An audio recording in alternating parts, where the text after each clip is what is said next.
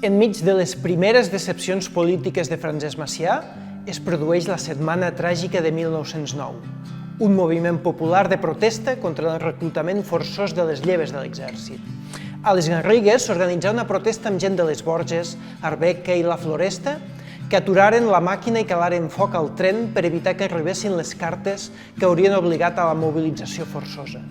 Macià va haver de pujar de pressa de Lleida per evitar una massacre, ja que s'estava a punt d'assaltar la caserna de la Guàrdia Civil i la repressió de l'estat hauria estat salvatge.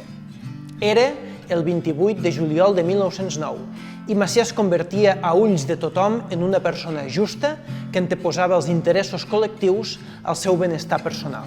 Si voleu conèixer aquesta història, veniu a l'Espai Macià de les Borges Blanques i descobriu la vida de Francesc Macià.